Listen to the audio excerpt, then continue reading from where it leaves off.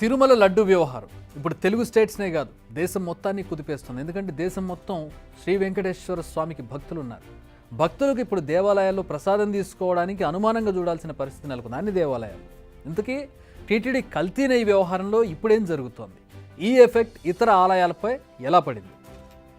మామూలుగా గుడికి వెళ్ళే వారికి రెండు టార్గెట్స్ ఉంటాయి. ఒకటి, మంచిగా దర్శనం జరగాలి, దేవుని చూసుకుని పూజించుకోవాలి. రెండు, ఆలయంలోని ప్రసాదం ఆరగించాలి. కొందరైతే పూజ కంటే ప్రసాదం పైన ఎక్కువ ఫోకస్ చేస్తారు. ప్రధానంగా తిరుమల లడ్డు మాధుర్యం కానీ, దానికి ఉండే శక్తి కానీ, దాని మీద ఉండే నమ్మకం కానీ, ఆ అరోమా, దాని నుంచి వచ్చేటటువంటి సువాసనలు, సుగంధాలు కానీ అది ఒక రకమైన డివైన్ ఫీలింగ్ని ఇస్తుంది. దానికి ఉండే ఒక ఆ వైబ్ వేరే ఉంటుంది.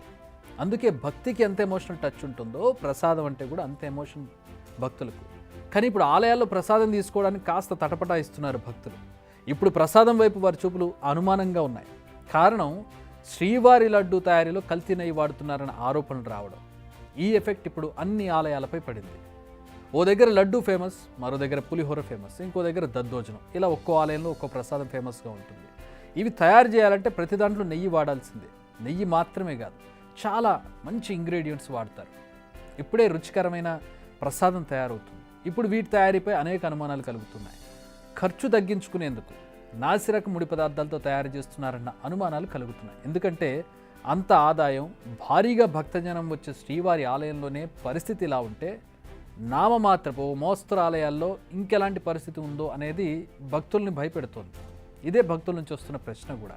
సింహాచలం అప్పన్న స్వామి ఆలయంలో ఇప్పటికే ఇన్స్పెక్షన్స్ జరిగాయి. 900 కేజీలకు పైగా నెయ్యిని సీజ్ చేశారు. శాంపిల్స్ సేకరించి టెస్టుల కోసం ల్యాబ్లకు పంపించారు. అంటే ప్రముఖ ఆలయాల్లో ప్రసాదంపై అనుమానాలు మొదలయ్యాయని చెప్పాలి.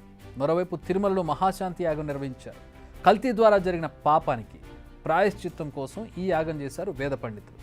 ఇకపై భక్తులెవరూ ఆందోళన చెందొద్దని, ప్రసాదం తయారీలో స్వచ్ఛమైన నెయ్యిని వాడుతున్నామంటూ టీటీడీఓ శ్యామలారావు క్లారిటీ ఇచ్చారు. ఇది తిరుపతి లడ్డు కల్తీ, దాని పాప పరిహార కథ. నిజమో కాదో ఇంకా పూర్తిగా తెలియదు, కానీ విషయం బయటకైతే వచ్చింది. పాప పరిహారం చేశారు. మరి బయటపడని ఇలాంటి ఆలయాల పరిస్థితి ఏంటి? ఆ లడ్డూల పరిస్థితి ఏంటి? ఏం చేసినా దేవుడే చేసుకుంటాడులే అని వదిలేయడమా, లేక అధికారులు, ప్రభుత్వాలు ఇప్పటికైనా పైపైన హడావిడి చేయకుండా పూర్తిగా చర్యలు తీసుకుంటారనేది చూడాలి. అయితే ఈ వ్యవహారాన్ని రాజకీయంగా వాడుకుంటున్నట్టుగా కూడా కనిపిస్తోంది. నిజంగా తప్పులుంటే సరిచేయాలి, అందులో ఎలాంటి డౌట్ లేదు. కానీ కొందరు నేతల ప్రకటనలు చూస్తుంటే కాస్త లైన్ దాటుతున్నట్టుగా ఉంది. రెచ్చగొట్టే విధంగా మాట్లాడుతున్నారు కొందరు నేతలు.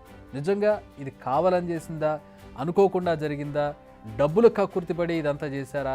ఇలా అనేక ప్రశ్నలు ఇంకా సమాధానాలు దొరకలేదు. ఇన్వెస్టిగేషన్ జరగాలి, బాధ్యులు దొరకాలి, ఎందుకు చేశారనే రీజన్ తెలియాలి. ఇవన్నీ తెలిసిన తర్వాత దాని మీద ఒక నిర్ణయానికి రావచ్చు. కానీ ఈలోపే రకరకాల వాదనలు.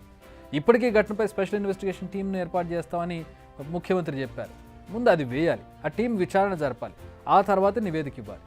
అప్పుడు కదా ఏం జరిగిందో తెలుస్తుంది. కానీ ఇవేవి జరగకముందే చాలామంది నేతలు తీర్పులు ఇస్తూ ఉన్నారు, ఆరోపణలు చేస్తూ ఉన్నారు, రకరకాల ఇంటర్ప్రిటేషన్లు చేస్తున్నారు, మొత్తానికి యుద్ధాలే ప్రకటిస్తున్నారు.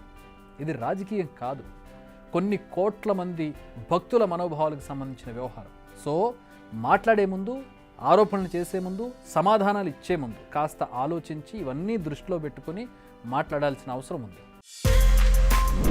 బిగ్ టీవీ అవుట్లుక్ కథనాలు నచ్చితే వెంటనే బిగ్ టీవీ ఛానల్ ను సబ్స్క్రైబ్ చేయండి.